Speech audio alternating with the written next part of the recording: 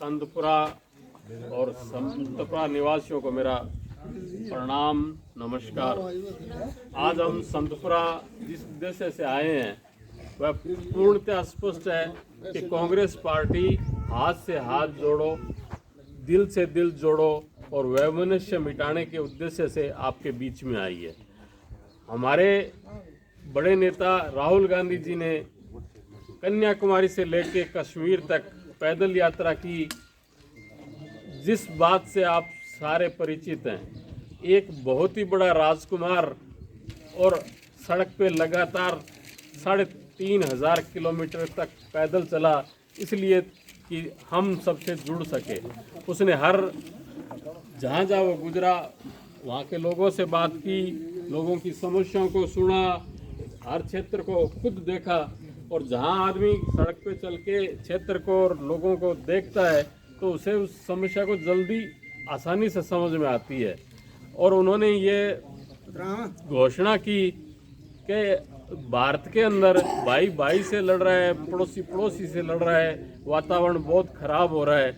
इसलिए कांग्रेस पार्टी को हाथ से हाथ जोड़ो प्रोग्राम बना के पूरे गांव तक जाना चाहिए। उन्होंने अपनी यात्रा पूरी करी।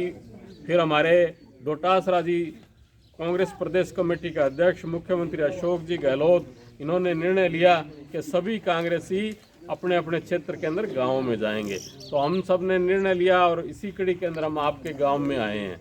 मित्रों, आज हमारा उद्देश्य बिल्कुल गैर राजनीतिक है।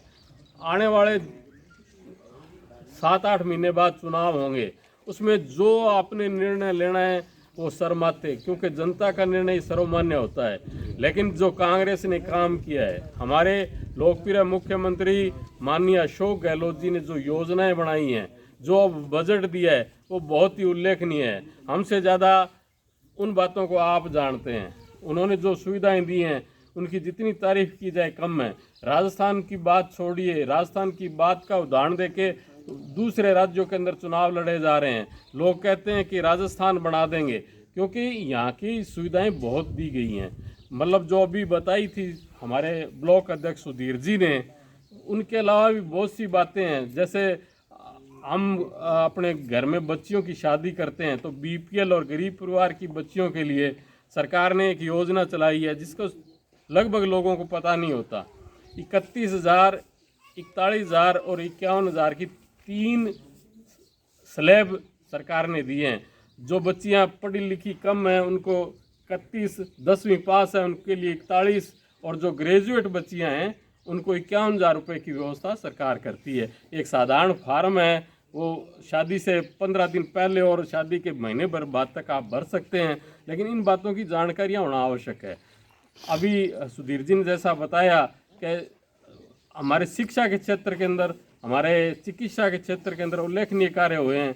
हमें इलाज कराना है तो हमें किसी बात की चिंता नहीं। हमारा इलाज सरकार मुफ्त करने के लिए तैयार है।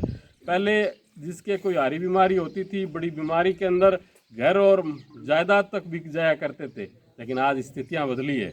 सरकार उस आदमी की हर जिम्मेदारी अपने सर पर लेती है और इसका इलाज राजस्थान में ही नहीं, राजस्थान से बाहर के दूसरे बड़े हॉस्पिटल में अगर कराना चाहो तो उसकी भी भुगतान राजस्थान सरकार करने के लिए अधिवेशन में पास किया है।